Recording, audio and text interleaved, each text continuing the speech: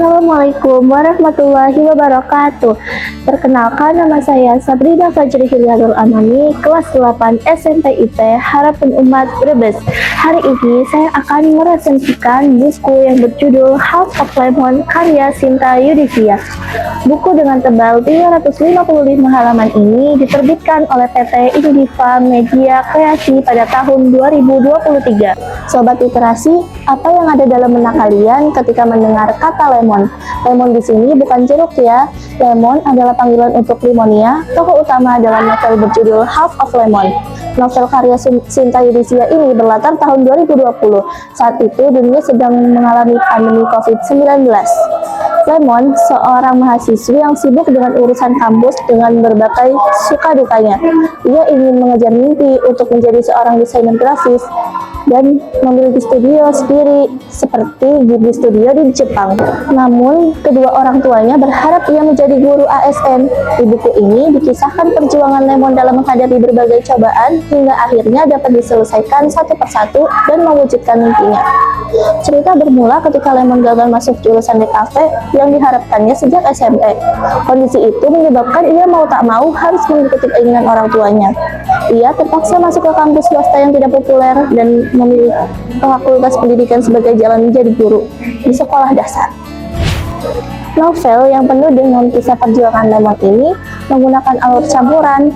Alur maju bisa dilihat ketika Lemon menjalani aktivitasnya sebagai mahasiswa yang menempuh dunia perkuliahan, sedangkan alur mundur terdapat pada sequel Lemon menceritakan keakrabannya dengan sang adik, meskipun sudah tidak seperti dulu.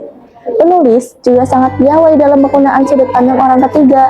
Dalam cerita, penulis menyebut tokoh dengan namanya, yaitu Lemon, Anona, dan lain-lain.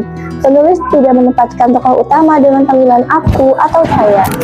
Demikian juga dalam penokohannya, Lemon diceritakan sebagai tokoh yang dewasa, pemberani, rajin, dan penurut.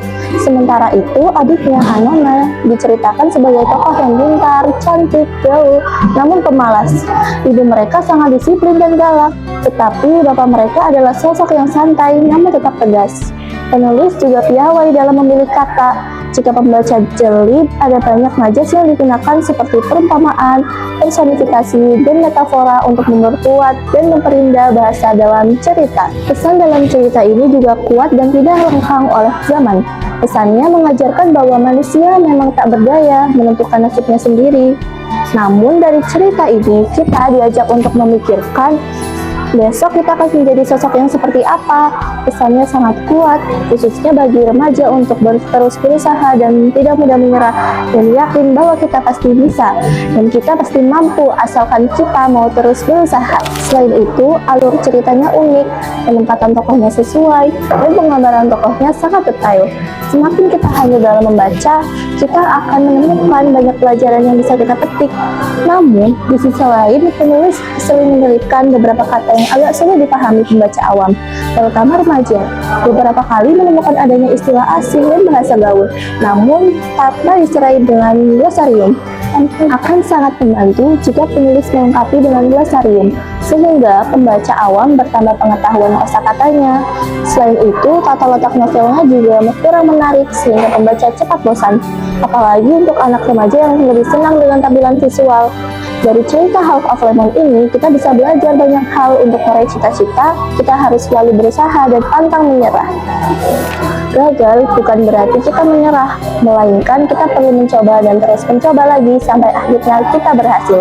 Setelah berhasil, bukan berarti kita malas-malasan, namun kita harus selalu belajar dan terus berusaha.